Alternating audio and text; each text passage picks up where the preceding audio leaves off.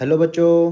तो इस सवाल में बोला है find the temperature distribution in the space between two coaxial cylinders of radius r1 and r2 filled with a uniform heat conducting substance if the temperature of the cylinders are constant and are equal to T1 and T2 respectively। तो basically यहाँ पे अपन को बोला है कि दो coaxial cylinders हैं कुछ इस तरीके से, ठीक है। इनका रेडियस अपन को कुछ दे रखा है, सपोज r1 दे रखा है और बाहर वाले का कुछ r2 दे रखा है, ठीक है। अब इसके बीच में बोल रहा है बीच में कुछ ना कुछ मटेरियल भर दिया है, तो जिसके वजह से टेम्परेचर T1 T2 कुछ मेंटेन्ड है। अंदर पे अपन सपोज T1 ले लेते हैं, बाहर पे से T2 ले लेते हैं, ठीक है। तो अब इस तरीके से दिया हुआ है, राइट। अब इसका तो बोल रहा है क्वेश्चन में कि किसी भी सेंटर से किसी भी कुछ दूरी पे किस तरीके से टेम्परेचर का वेरिएशन आएगा। सपोज़ यहाँ से अपन कुछ r दूरी पे एक पतला सा एक क्या बोलना चाहिए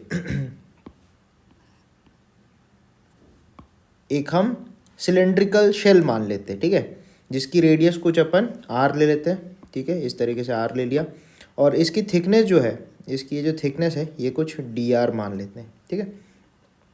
अब एक्चुअली हो क्या रहा है, जो हीट है वो अंदर से बाहर ऐसे करके निकलेगी, ठीक है, इस तरीके से निकलेगी, ऑलराइट। अब इसमें अपन को पता करना है I बराबर अपन लिख सकते हैं KA dt बाय dr। इस पतली सी शेल में से किस हिसाब से हीट करंट फ्लो होगा। अब एक्चुअली अगर आप ध्यान दोगे तो हीट जो है इसमें से इस तरीके से निकल रही है, तो ये सारे के सारे जो शेल्स होंगे हम ऐसे सिलेंड्रिकल शेल्स मान सकते हैं r1 से लेके r2 रेडियस तक में, और ये सारे शेल जो होंगे एक्चुअली ये सीरीज में लगे होंगे, ठीक है। तो अब इनके बीच में जो हीट करंट फ्लो होगी वो तो सब में सेम होगी, क्योंकि सीरीज में हीट करंट जो है वो सेम रहती है, राइट। तो अपन I को लिख सकते हैं K 2πRL dt by dr। इस शेल के, ये जो हमने रेड कलर से शेल मानी है, इसके अंदर और जस्ट बाहर dt टेम्परेचर डिफरेंस है, इसकी थिकनेस dr है, तो अपन इस तरीके से हीट करंट लिख सकते हैं, ठीक है। अब मैं निकालना चाहता हूँ I, dr को इस तरफ ले आएंगे तो ये बन जाएगा 2πKL, r को वहाँ से इधर नीचे ले आएंगे और यहाँ बन जाएगा dt, ठीक है। अब क्या करो, सबसे पहले आप इंटीग्रेट करके निकाल लो कि हीट करंट टोटल कितनी फ्लो हो रही है। तो r1 से r2 इंटीग्रेट करना पड़ेगा और अंदर T1 टेम्परेचर से लेके बाहर जो टेम्परेचर T2 है, ठीक है।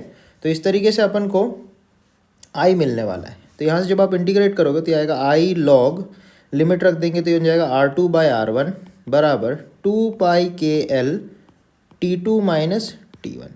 अब अपन को पता है T2 कम है T1 से और R2 कम है R1 से, तो अगर मैं यहाँ से एक माइनस साइन निकालूँ और इसको T1 माइनस T2 बनाऊँ और वो माइनस साइन को लेके यहाँ लॉग के साथ लगा दूँ, तो लॉग का ये जो R2 बाय R1 है ये R1 बाय R2 बन जाएगा, राइट। तो इस तरीके से अपन करते हैं एक बार, तो heat current into log of R1 by R2 ये अपन को मिल जाएगा 2πKL T1 माइनस T2।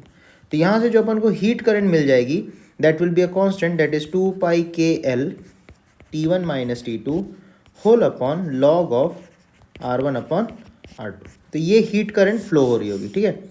अब यही हीट करंट अपन बोल सकते हैं कि ओरिजिन से लेके इस R तक के बीच में ऐसी हीट करंट फ्लो हो रही होगी और इसमें से भी heat current I he flow हो रही होगी, राइट।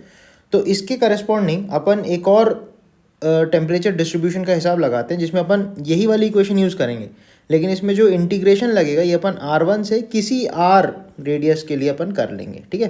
तो हमें किसी भी R रेडियस की जो शेल बनेगी सिलेंड्रिकल शेल, उसके जो टेम्परेचर डिस्ट्रीब्यूशन है वो हमें फंक्शन के तौर पे मिल जाएगा, ठीक है। तो अपन क्या करने वाले हैं, I अपने पास ऑलरेडी आ चुका है, अब मैं कर रहा हूँ I dr बाई r बराबर 2πKL dt।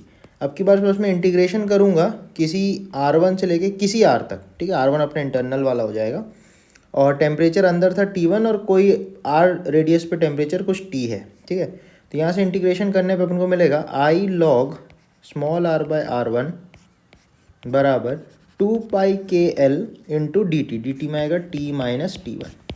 अगेन सेम बात, T1 ज़्यादा होगा T से और स्मॉल r छोटा होगा R1 से, तो यहाँ से एक माइनस साइन निकाल के मैं इस तरफ ला के लगा देता हूँ लॉग के अंदर, तो ये बन जाएगा I log R1 by are बराबर 2πkl T1 माइनस टी।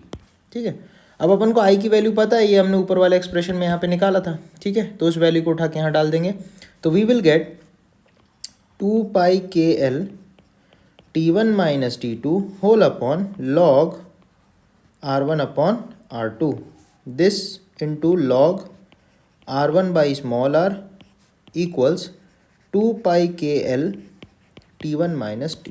ठीक है, तो देखो 2πkl कैंसिल आउट हो गया। ठीक है, तो अपने को क्या मिलेगा, अपने को मिलेगा T1 minus T2 times log R1 upon R whole upon log R1 by R2, और ये जो T है इसको अपन लेफ्ट साइड ले आते हैं और T1 के इस तरफ इस पूरी एक्सप्रेशन को ले जाते हैं, तो यहाँ पे मिलेगा माइनस T1 बराबर T।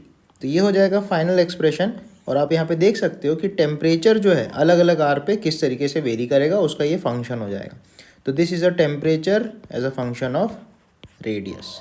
ठीक है, यही अपन से पूछा था। So this is the right answer for this question. ठीक है, थैंक यू बच्चों।